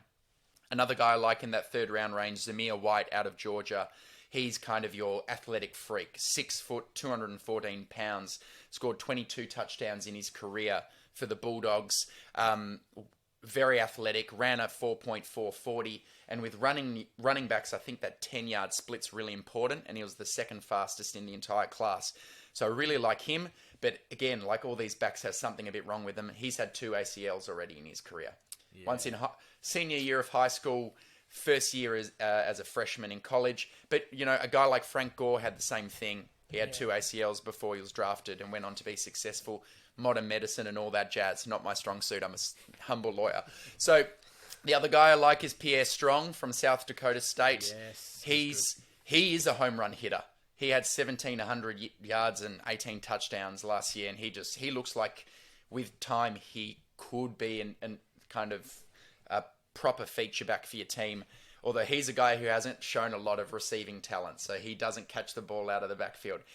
They're like your guys I take in the third, and then very quickly I'll just name a couple of thumpers. Hassan Haskins out of Michigan, Brian Robinson Jr. out of Alabama. I like Brian Robinson. Yeah, they're your 6'2", 225 plus. Give it to him in short yardage. hit the hole, thump it, these kind of guys. So I would think they're excellent complements to Eckler and can probably be had in the 4th round. And then a couple of guys who I think aren't really a good fit. Firstly, I like Rashad White out of Arizona State and Tyler Algier out of BYU. There are other guys we could take. Because I know a lot of you listeners out there, especially on Bolts from the Blue, you really love Tyler Algier. You love the guy. I get it. I hear his name every day. I'd be remiss if I didn't mention him. But a few that I don't think are the right fit are James Cook, Dalvin Cook's younger brother out of Georgia, Tyler Beatty out of Missouri, and Kyron Williams out of Notre Dame. And the reason is all 3 of them are your 5'8" smaller guys who look like they're third down backs. Going to be really handy in the receiving game, and I just don't think that's who we need to bring in at this particular time, even if they might be okay players. So that's my assessment of the running back group. We have on record been, it's been confirmed we visited with Keontae Ingram, who's USC's feature back, and he just really reminded me of Melvin Gordon with the way he ran. He's that 6'1", 220-pound kind of guy. I would not be surprised if this is one of those ones where we draft him. Every year, we draft 2 or 3 guys where we met with them in the lead up and they, played in the Senior Bowl and we were at their pro day. Just, if you're listening, Chargers fans, Keontae Ingram, I've just got a feeling we're going to draft this guy. Big Andy. here first. Yeah. Yeah, we do that. That is a thing we like to do. Look, I agree with you. I think we should be looking more for a complementary piece to Eckler. I'd like to think we hang on to him for another few years, at least in this window while Herbert's on his rookie contract. Yeah, the guys for me, I think that mid to late round pickups, Hassan Haskins and Tyler Algier were my guys. But look, I really like Dameon Pierce as well. I just think he might go a bit too early. Jack, anything from you on the backs? All I want to look for is versatility, and exactly the same way when you line up with Austin Eckler, chances are he's running some kind of wheel route. Chances are he's running outside. He's not going to be busting up the gut. It's very it shows what you're going to do. I want to see someone who can get up the bums of Lindsley, Filer, and Slater and just bust through. Just bust up there. Not in the way that you probably just took that Alister there, but I want to see someone that can actually just punch through. Get in there and bust his ass. Punch some bums. Punch some bums. More so, run it into the opposition's teeth. I just want to see someone that just takes punishment. Bang, bang, bang, baby. Yep. That's what I want. And we turf them after 2 years when they're completely broken, as you do. All right, interior defensive line time. A glaring need in the during the season and from the off season. So Saley went out and got a couple of dudes, or Telesco did. Sebastian Joseph Day and Austin Johnson, some big nose tackle fellas. But the rest of our depth is Tillery, Brandon Fiocco, Covington, and Gaziano, which sucks. So, like I said, we are an injury away to one of the 2 new signings from being exactly where we were before they entered the building. Now, it's not a sexy pick, taking a defensive tackle at it's very 17. sexy to me, baby. It's very sexy to me. If there's any wrestling fans out there, if you remember Big Sexy... So that's pillow talk for Jack. Big sexy viscera. Big sexy viscera. Give me some of that. I'm on the Davis train, and I almost don't want to talk about it. Oh. I love it. I love it. I love it. I love it. Look, there's complaint that he doesn't have the pass rush, but when you're 340 pounds and 6'6", there's not all that much stopping you. I think he'd be not necessarily a 3-down lineman, but an awesome piece. I'm a little less high on Devontae Wyatt. Not concerned necessarily with the off-field stuff, but I just don't think his skill set is sort of what we're looking for, and his size. And what's your thinking on that, Andy? What is it? What's it about him you don't like as a prospect, or what he offers, the type of lineman he is? Look, I just think I prefer Jordan Davis. Yeah. And there's not really too much about necessarily, like specifically about Devontae White that I hate, but I think it's a reach at 17 and you don't have a second round pick. You're not really, Yes. I just don't feel it. You've got eyes for one only. You've fallen in love. You've fallen in love. Yeah, I'm smitten. I don't mind Travis Jones if you could get him in the 4th, but yeah, look, I mean, I think there's a lot of deficiencies in later round guys, and I think the Worth's there. It's a big need, so hit it hard. Jack, you love the trenches. Please fire away with anything that you're thinking. I do. Yeah, same thing when you're taking the defensive linemen later in the rounds. Like the offensive linemen, they take a while to develop. We saw that with Justin Jones. There was a steady increase in his output, and arguably last season when was his best. I will go back and completely contradict myself on what I said earlier about power versus technique. Sometimes there are players that come along that you just go, I want that. And Jordan Davis is one of those. I want him. A physical freak. Yes, he's probably used a lot of his power and he's probably stronger than all of his opposition that he was playing against in college. But I was a huge Vita Vea fan when he came out and was drafted by the Bucks. I loved them big boys. Aaron Donald is my favourite player in the league. Aaron Donald's slightly different kettle of fish to a Jordan Davis. But these guys are unicorns. 6'6", 340, 350, 360 pounds. He probably will need to get a little harder in the gym in terms with his body. Is he a win now? Possibly not. But sitting behind your SJD and your Johnson, geez, and I tell you what, if there's a 5-man defensive front with Jordan Davis sitting in the middle, ooh, mama, that gets me excited. That gets me very excited. Stop it. Yeah, I have the same. I share the same love for the big man out of Georgia. And I think it will be interesting again, a bit like I'm keen to see what kind of profile Staley's looking for at the linebacker position. With the interior defensive linemen, are we looking for space eaters, 2-gap guys who can play either gap and a half or 2-gap, or are we looking for penetrators? And if we want the penetrator type, you've got your Fedarian Mathises and Logan Hall out of Houston, these gap shooters. Or are we looking for a guy who's going to sit there and clog the space, like your Travis Jones, who maybe have limited pass rush upside, a bit like Jordan Davis as well. Fascinated to see it. Can we almost go to my mock draft? Because I can barely contain myself here. Yeah, without any further ado, let's go. Oh, Jack hit the music. Never ever put on a jock strap. He's never been a coach. He's never been a scout. He's never been an administrator. And all of a sudden, he's an expert. That's me, the draft expert who doesn't watch college football. Alister Lloyd, I'm here to bring to you my first and only mock draft of the 2022 NFL draft. And so you understand my process. Here's what I do. I listen to all my NFL insider sources and all my little birdies and all of the front offices and the GMs. No, scratch that. I don't know shit. I'm a guy sitting at home wearing my underpants, watching what other people are writing on PFF.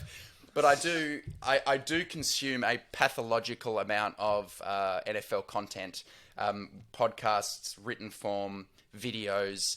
So I have spent a lot of time thinking about this. This is your chance to tell me I don't know anything in the comments and what you might disagree about. But my process for this is not who I would take. This is a predictive mock draft. So this is what I think is going to happen. And for those of you watching on YouTube, you'll see my PowerPoint skills on display as you get some video footage to accompany the audio. So I'm going to go from pick 1 to pick 32.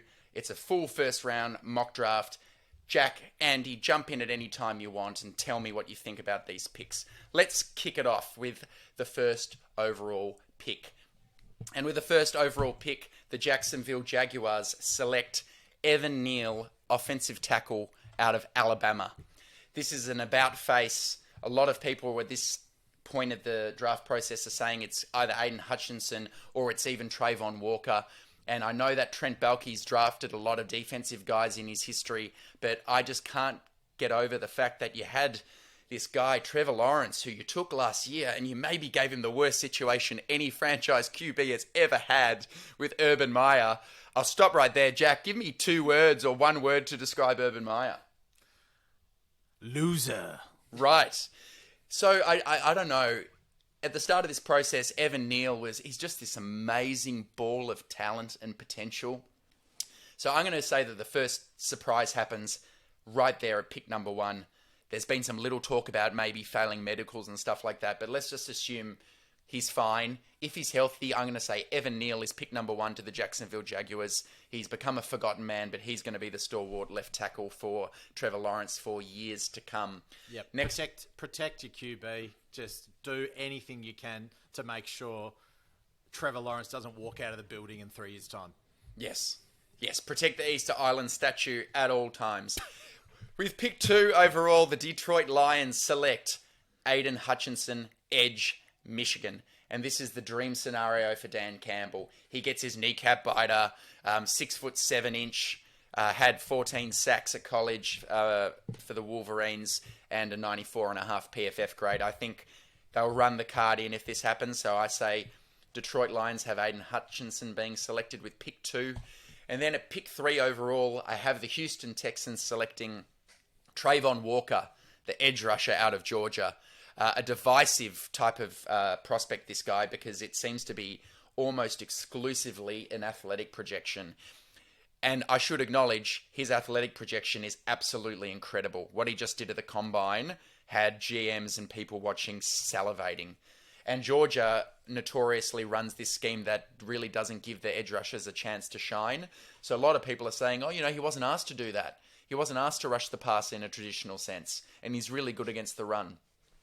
So I have Houston picking this guy in a move that reminds me a little bit of the Raiders when they took Cleveland Ferrell back in 2019, where they look for a culture setter and I think that's important in Houston because the team might not be very good for a little while. You need these guys who love it. And I think that's just what Trayvon Walker is. Trayvon Walker, the 3rd overall pick for the Houston Texans. And then at 4, the New York Jets select Kayvon Thibodeau, edge rusher out of Oregon. Does he love football? Does he like Bitcoin? Who knows? But he's very talented and he's very bendy over the edge. And with Robert Saleh, he likes these athletic pass rushers.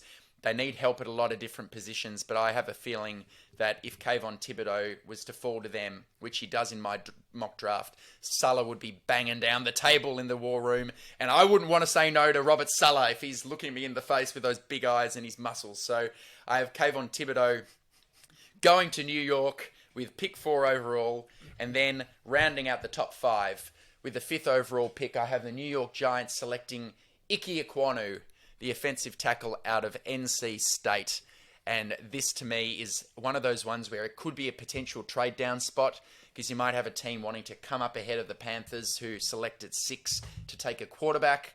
But a look at the Giants, you see a new GM head coach combo. Brian Daboll's got in there. A bit like what I just said about Trevor Lawrence. They need to protect their young quarterback, and they've got too many needs, in my opinion, to be trading down. They need to upgrade that offensive line, and they do it with big Ike Ekwonu out of NC State. I'll throw it to you for any comments. Jack.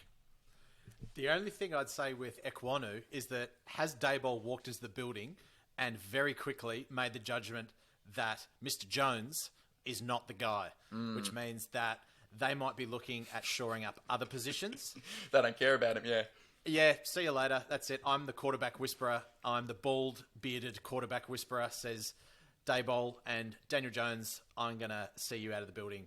The other one, I think you touched on it with is Cleveland Ferrell. The Trayvon Walker, who knows what he could be. He could be anything. So that's about it. Andy, anything from you? Yeah, I really like the first pick. Evan Neal, I think, is a great selection to protect Trevor Lawrence. As far as any of the other surprises go, well, nothing really shocked me there. I think Aiden Hutchinson staying in Michigan's going to be awesome for what Dan Campbell wants, and I like all the picks so far, man. I'm about them. They're very similar to things that I do as well. So good. I like the feedback. Let's keep it going. Tell me I'm an idiot in the comments. All right, pick 6 overall, and this is a big one and a controversial one. I think the Carolina Panthers select Kenny Pickett, the quarterback out of Pittsburgh. And it's really a debacle in Carolina. They don't pick again after pick 6 until the 4th round, but they don't have a quarterback. So might they trade down? Yes, but Baker Mayfield alert. Maybe. A few weeks ago they were saying mutual disinterest, but that tune has changed in the last couple of weeks, so who knows? I'm just glad the trade didn't happen before this mock draft, so I didn't need to change around my picks.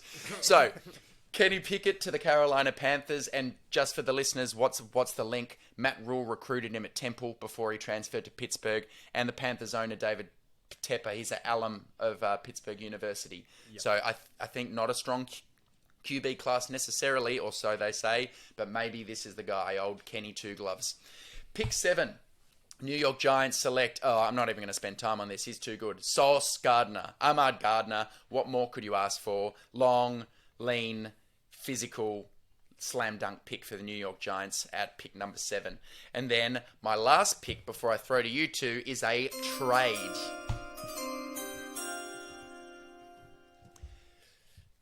And the Pittsburgh Steelers have jumped up and they've traded picks 20, 52, and a 2023 third-round pick to the Atlanta Falcons in exchange for their pick number 8. And they go and select Malik Willis, the quarterback out of Liberty. So I have 2 QBs going in the top 8 of my mock draft. Jack, what do you reckon? I don't like seeing the Pittsburgh Steelers come up there because I'm hoping that Malik Willis is still on the board at 17 and we can get the 20 and 52. Yeah, me too. But I like that. I mean, I will blow my own trumpet here and say that a very, very long time ago, and I'm talking 6 to 8 weeks, I looked at Sauce Gardner and I put it in our group chat and I said, this guy actually looks pretty good. He's long, he's lean, he has everything that could be in that cornerback. And we were we were 2 months away from the draft and we kind of went, read that. But I love it that you've put him in the top 10 because he's one of my favorites because of his nickname and other things of Sauce. Yeah, I actually don't remember you saying that at any time, Jack. Andy, do you remember Jack saying that in the group? I reckon he's claiming something here, a claim he never made. No, I will find that and I will share it on Twitter. We look forward to it. I think the obviously the connection between Kenny Pickett and Matt Rule is there. I think that's probably pending someone jumping ahead of 6. I think it's probably the safest call to say that he'll be the first quarterback off the board and going there. I think earlier what I didn't touch on was the run of edge rushes going in your top 5 really pushed out. Stuff like that, when it happens, it in the moment, it freaks GMs out. And they go, he's gone. Well, we got to take him so no one else. Yep. So that's probably why you might see Sauce Gardner fall out of the top 5. I think there's teams up there that need him, but place like Houston need players everywhere. So you understand that these top 5 prospects fall out.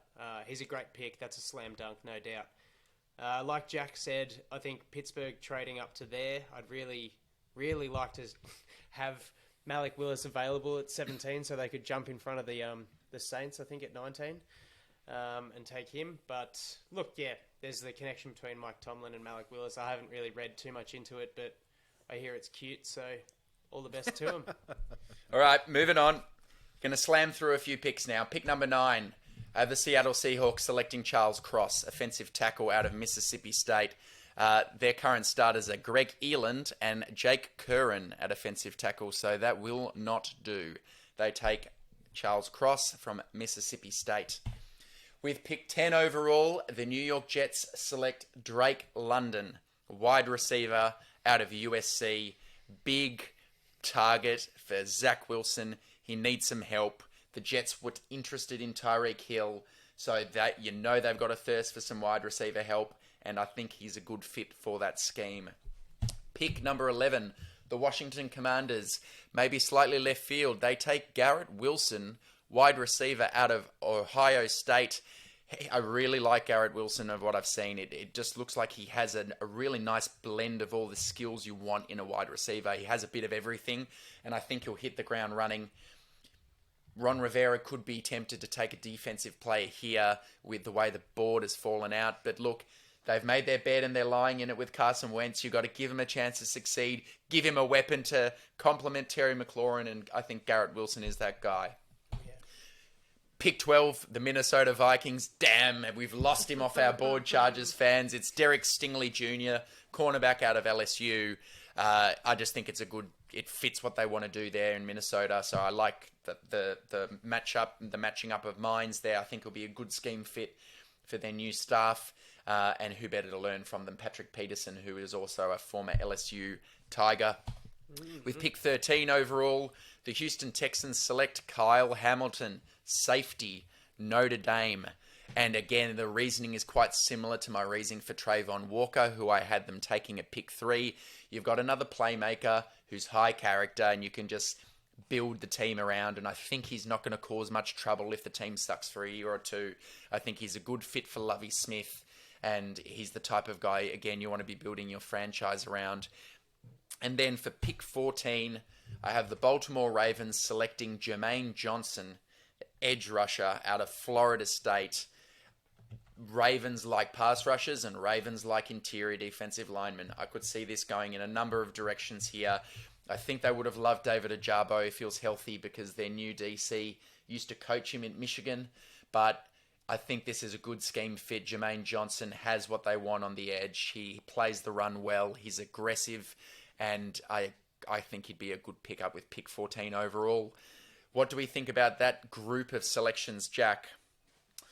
I really like the Jermaine Johnson, the Baltimore Ravens. I think that's a great pick. They seem to be a defensive lineman, sort of, linebacker who rushes the passer really well. Factory. It's annoying because I'm not a huge fan of Baltimore. I'm really upset that two of my favourite players behind Jordan Davis in this draft, the Stingley and the Hamilton. I really, really like Kyle Hamilton. I think he'd be a great, I'm all about scheme versatility and not being able to show your looks, or not being able to read your looks, I should say. So I'd love to see Kyle Hamilton and DJ play opposite one another. London's a good one. I think, who's the quarterback at Zach Wilson. Zach Wilson. He throws a pretty spiral down the field. So another weapon for him would be great. What say you, Andy? Yeah, I definitely think that Zach Wilson needs a little bit more in his wide receiver group. It's not shabby, but he just needs a polished receiver like Drake London. I was surprised that you've taken a wide receiver at 11. Although, look, I can't discredit because I think Garrett Wilson definitely does have it, and he's my second favourite wide receiver in this class. But look, I don't think you can go wrong there. Similar to Jack, I'm a big fan of both Kyle Hamilton and Derek Stingley, so I think they're going to be massive players in years to come, and you can't miss on either of those guys. Great.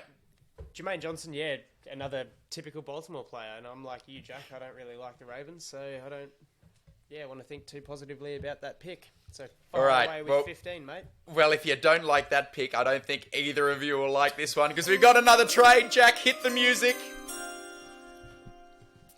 And with the 15th overall pick, the Kansas City Chiefs come up and trade picks 29, 50, and 121 to the Philadelphia Eagles in exchange for pick 15. They select Jameson Williams, wide receiver, out of Alabama. Jack, how does that make you feel? A bit sick, actually. Really, really sick. Fuck the Chiefs. No, I shouldn't say that. I shouldn't swear either. Apologies for those younger listeners. That worries me. Tyreek Hill leaves the division, and in comes another gun for Mahomes to throw to. Yeah, it makes me feel sick. That's all I can say, and I hope it doesn't happen. Andy. Yeah. Jameson Williams is my favourite wide receiver in the draft, so this is a rage quit. This is a rage quit. Internet issues quit. Yeah. Nah, done. I gotta go. I can't watch this unfold without throwing some kind of projectile through my TV screen and ending all the fun for all. So, all right, I'll end your pain then. I'll move it right along with pick 16 and overall. The New Orleans Saints select Trevor Penning, offensive tackle, Northern Iowa. I, for one, am happy about this one. It means he's not on the board when we select next. Chargers fans, it's the moment you're waiting for. Pick 17 overall, the Los Angeles Chargers. They select... You're going to have to wait a bit longer. It's another trade. And this time it's the Green Bay Packers who trade their picks 22 and 53, enabling the Chargers to get back into the second round to make up for the pick they lost for Khalil Mack. And we also have to give them a 2023 third round pick in exchange, which we're hoping will be a late third round pick, of course. And the Green Bay Packers come up to us at pick 17 and they select Chris Olave, the wide receiver out of Ohio State.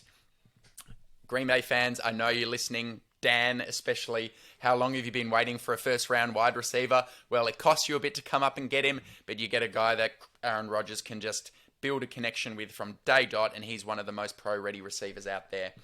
Pick 18, the Philadelphia Eagles select Devontae Wyatt, defensive tackle out of Georgia. This is a future Fletcher Cox replacement, a guy who can come in and penetrate the line, and I know Howie Roseman loves his defensive linemen. Pick 19 overall, and we have another quarterback. This time it's New Orleans selecting Desmond Ridder, the quarterback out of Cincinnati.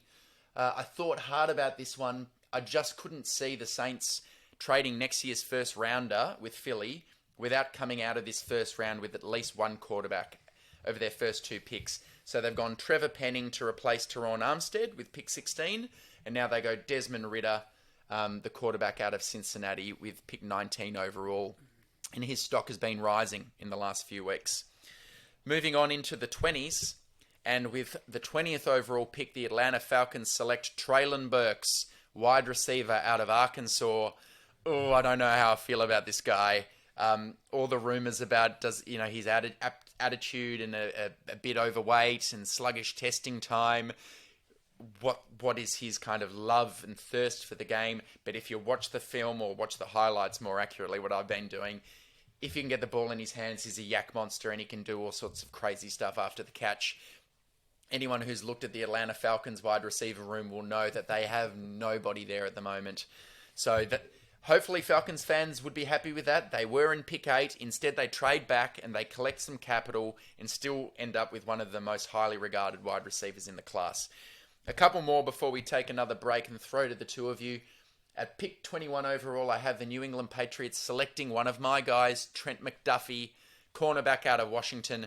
If he's not a Chargers guy, this is a Belichick guy, right? He's a Belichick guy, yep. Super cerebral, do a bit of everything, loves it, great player, great locker room guy. I reckon the Patriots will have their eye on him.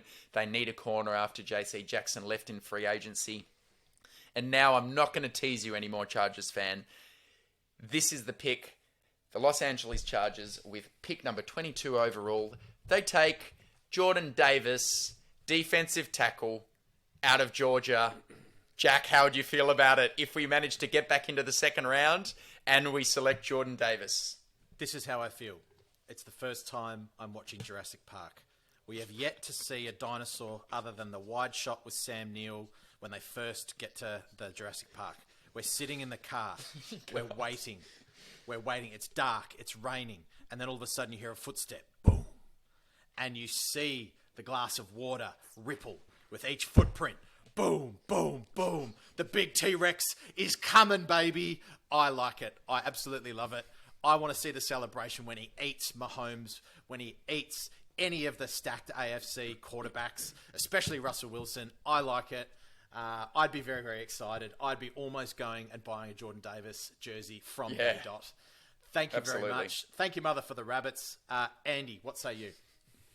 I think you've summed it up brilliantly, especially finishing it off with "Thank you, Mother, for the rabbits." That's clinical, quintessential Aussie slang for sure. Mate, to trade back, get a second round pick at 53, and still manage to land Jordan Davis. I'm on board. There's not much else I can say. This is just a really fun. This would be a really fun pick. Yes. Especially with Jameis Williams off the board already. I'm all about it. Excellent. All right. Well, I know that's what you all came for. So I'll race through these last 10 picks of the first round. Pick 23, I have the Arizona Cardinals selecting Zion Johnson, offensive guard out of Boston College. Another guy I'd like if we took him, to be honest.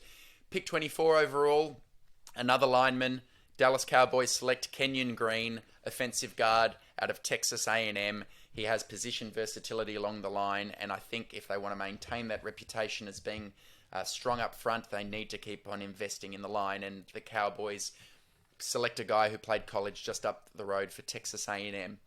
And keeps Dak's ankle on the correct way as well. Yes, well said. Pick 25 overall. This is a luxury pick. Basically, the Bills can do whatever they want. They select Andrew Booth Jr., the cornerback out of Clemson. I think he'll be a good scheme fit with all the cover 2 and quarters coverage that McDermott likes to run. And they have a void there at the cornerback 2 slot. So Andrew Booth from Clemson to the Buffalo Bills. Pick 26, the Tennessee Titans select George Karlaftis, edge out of Purdue. The Greek Freak. I think that's the right call for them. They could continue to improve that group, and I just see Mike Vrabel really liking this guy's want to, as you like to say in the States. Karlaftis is a nice fit for them, if I don't say so myself. A big fall from grace for Karlaftis because he was meant to be top 5. Poor guy. Yeah. I don't know what to think about him. I think there's a lot of variability with where he could go. He could go as early as 10, and I think he could go as late as somewhere around this point of the draft. And I think that's value. I think that's big value there as well. Big time. And they got big time value on like a Jeffrey Simmons in the past. So Titans fans will be hoping a late round pick can reap benefits for them. With picks 27 overall, another luxury pick, right? The Bucs can do whatever they want. So here they decide to get ahead of a need, and they select Kaiir Elam, the cornerback out of Florida. Todd Bowles is a DB guy. That's what he's done his entire career. So before you've got some of those guys hitting free agency, Jamel Dean, Sean Murphy-Bunting, they decide to stock up and they take Kaiir Elam out of Florida, a big, long cornerback with press man ability. Pick 28 overall, and the second pick for the Packers, they select Lewis Seen, the safety out of Georgia. Like him. Yeah. Me too. Just another weapon that they can use on the defense to kind of help their secondary, which already has some good names, but again, they get ahead of the need. They like Adrian Amos, Darnell Savage, but this adds another bloke to that room in case they lose one of them in the next year or so. Really like Lewis Seen as a prospect. And then the final 4 picks of the first round, and my first and only mock draft. At 29, the Philadelphia Eagles select Christian Watson, the wide receiver out of North Dakota State.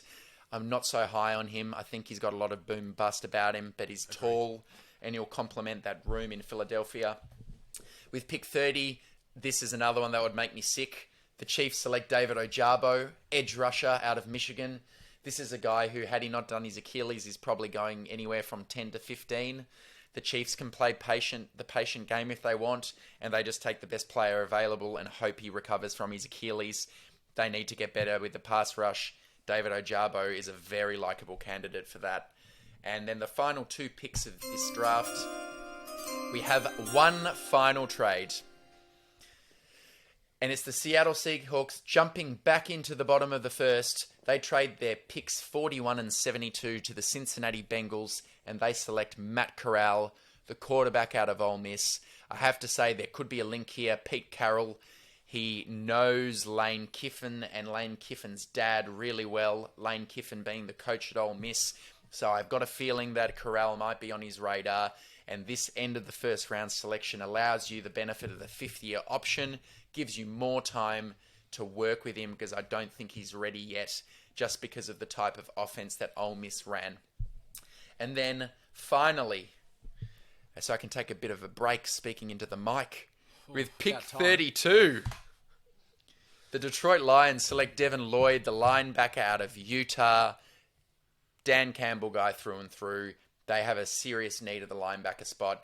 Could be Nakobe Dean here, or it could be a quarterback. They could do what I just had the Seahawks doing and decide that they want to find the next guy after Jared Goff. But I think Devin Lloyd is actually a really good prospect, and I think he's being underrated at this point. And if you could get him at 32, that certainly would get my seal of approval. So, guys, therein ends my mock draft. Any comments on either those last selections or the draft as a whole? The only thing, Alister, I'll say, I'll take a leaf out of Mr. McCoy's. Well, I think they've done a great job to this point. He's done a great job. You've done a great job. Well done. Thanks very much. Yeah. We touched on a lot of the stuff. Was it 5 quarterbacks in the first round? Surprises me, but it's It's crazy just to see the landscape of things. Probably the only one I might touch on is Green Bay. I might go Petrie over Lewis Sign. Okay, But- yep. I would as well, to be honest. Yeah, I think, look, I mean, you mentioned their safeties are great with Amos and Darnell Savage. Kevin King's got to go. So that would be a great replacement there. But look, that's really good fun. And like the draft always is, a bucket full of surprises. So let's see. We'll be sure to grade you and see how you go out of 32. Yeah, I'll get 1 or 2 out of 32 for sure. It's better than a kick in the shins, mate, and an extra 10 points if any of those trades are remotely right. Okay. Anything further, gents? Not on the draft. Do we run through some final picks or some final ideas about what might happen? Yeah. Sure. Are the Chargers going to stay at 17? What do you think, Jack? No. Oh yeah, I like it. I like it. No, my dream. I've written down here my best case. We trade back, gain the second round pick back. If we get Davis, that'd be amazing. If we get a Hamilton or a Stingley, that would be uber amazing. But it's are they going to be there at a 22? Probably not. No, trade back, please, trade back. Yeah. Yep. I feel the same. That's what I had happening in our mock draft. So I'm thinking trade back. It could be the first time. It's a new Telesco. It's a new Staley. Maybe you're listening, Tom. Trade back. Yeah. Give it a shot. Try something new. It's a new year and it's a new opportunity for you. Yeah, definitely. I'm most certainly on board with that. Look, I definitely don't hate the fact that we traded away a second round pick for Khalil, but I would like it back in one way or another. Is there one player throughout the draft, any round, you definitely think we're going to pick up? Jack? I'll take that one. Yeah. I will respond with this, and it's a joke. What do you call a deer with no eyes? And that's a no idea. I'll leave it at that. Okay.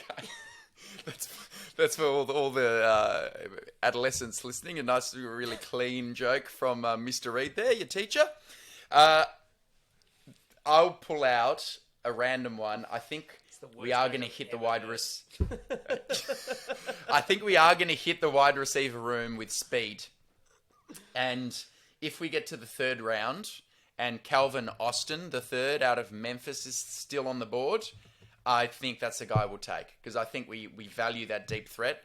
And even though he's 5'8", he just ran some incredible times at the Combine at his pro day. Calvin Austin out of Memphis, that's the guy I think there's a chance we'd take him if he's still there. Anyone that you have your eye on, Andy? Oh, look, anytime I speculate, I'm always wrong because I never know what the philosophy is. So guys like, I'd love to say that if Jordan Davis is there at 17, he's going to be our pick, but we could do all kinds of crazy things. This is really about the guy that I think we'll take. Keontae Ingram, I think the running back that you brought up, take a lot to the work that we put in with guys at the Senior Bowl, going to their pro day, when we have all of our staff. It's the writing's on the wall. We do it a lot. So that's what about the punt god? Well, I'd love Matt Araiza, but I just don't see it.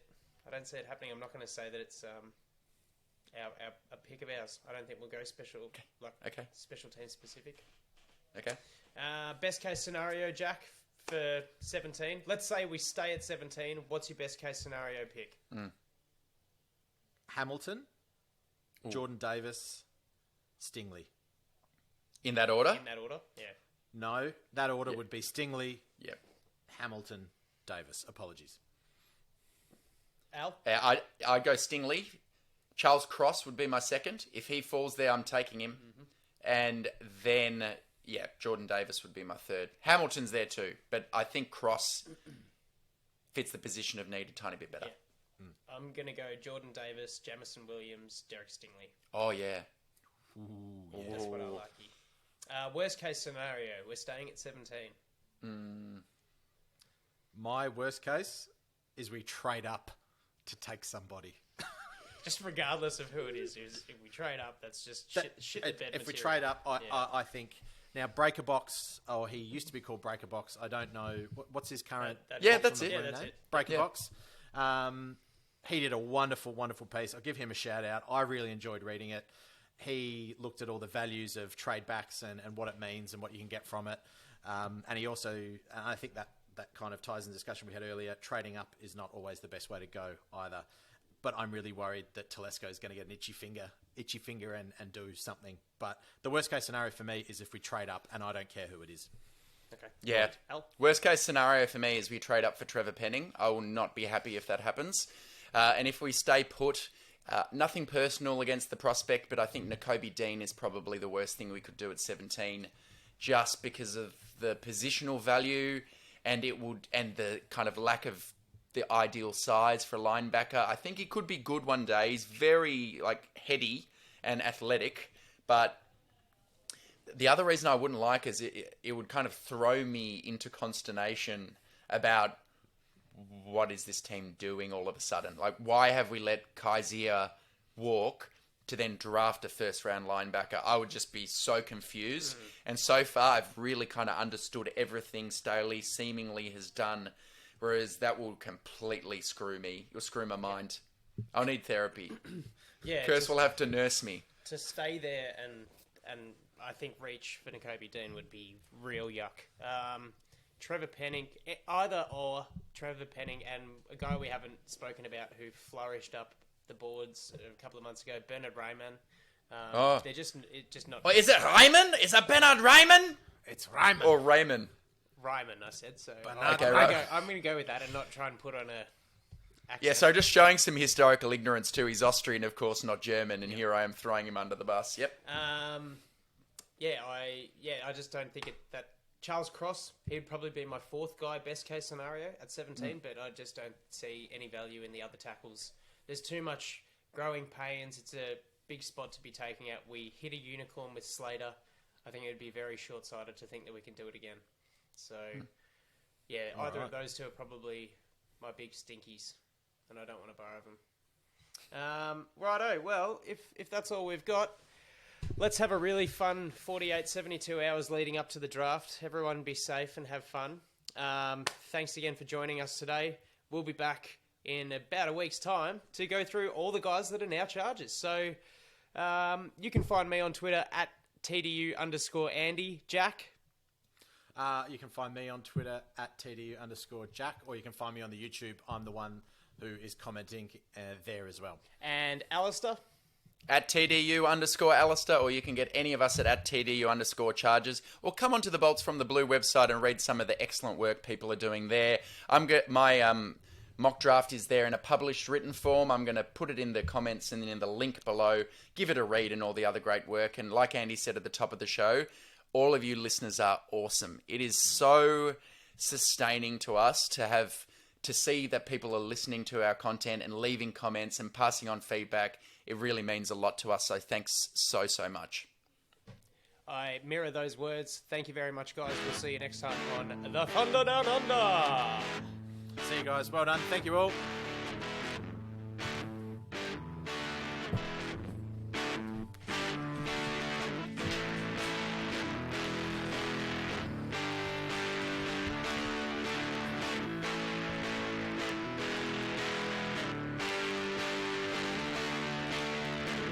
Back pedals looking, firing. He's got Floyd turning. Got it. Zigzag. 10, 5, high step. Touchdown.